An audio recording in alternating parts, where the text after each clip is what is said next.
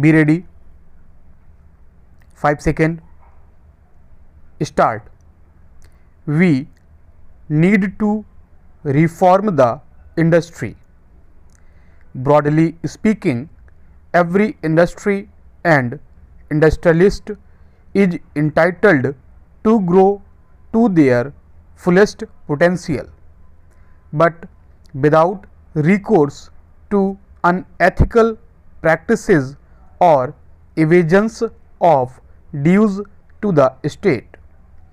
We need to also reform the mentality of the common citizen. He must realize the imperatives of hard work, quality work, and discipline. Responsible citizenry demands no less, and barring those who belong to the weaker sections of the society and hence deserve all the support of affirmative action that we can render unto them, the others should begin to respect the laws which fashion and govern a sound economy, which means they must pay for what they use. And yes, they must also get what they pay for.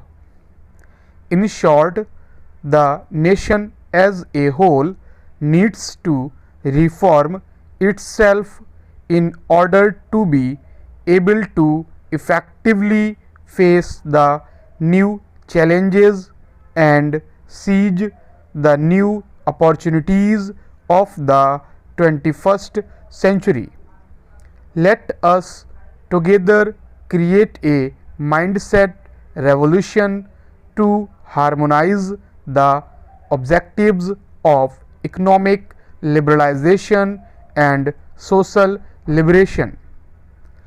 Let us together build a strong, prosperous, and self-confident India, freed from the curses of mass unemployment, illiteracy, and other manifestations of underdevelopment. And let us make India a global economic power in the 21st century. The key to translating this vision into reality is growth with employment and equity. In our national agenda, we have pledged to bring sustainable GDP growth into 7 to 8% bracket from the present level of 5%. Many people doubt if it is an achievable target. I would say that this is a moderate target given both India's capacity and necessity.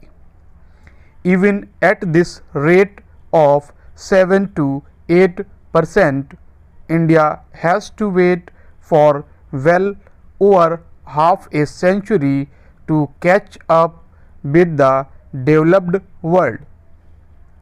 Can we afford to be slower than this?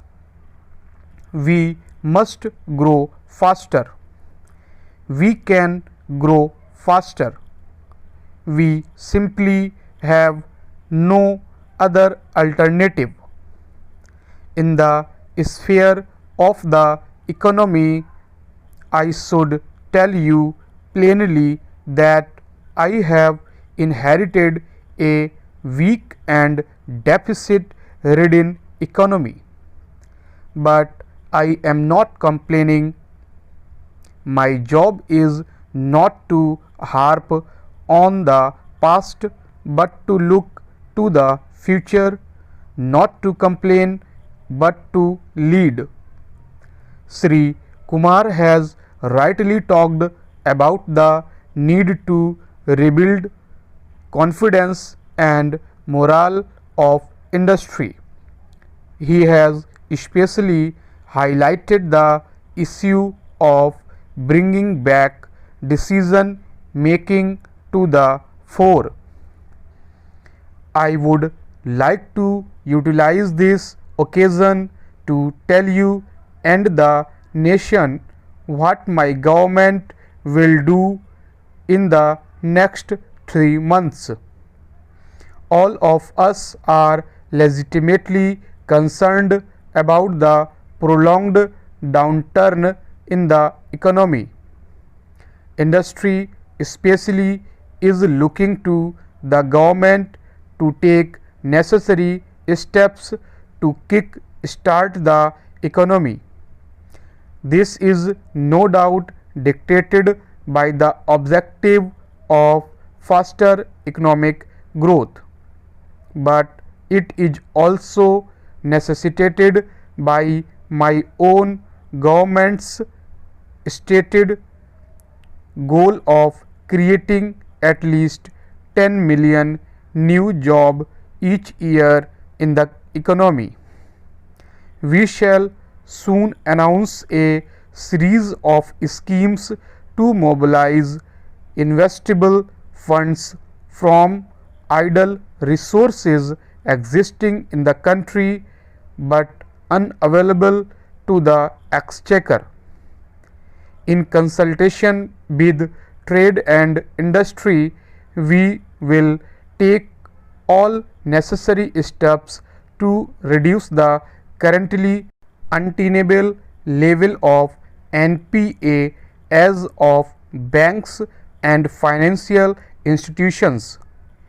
We will also devise machinery for resolving disputes between the revenue departments and trade and industry to speedily obtain for the government what is legitimately the state's.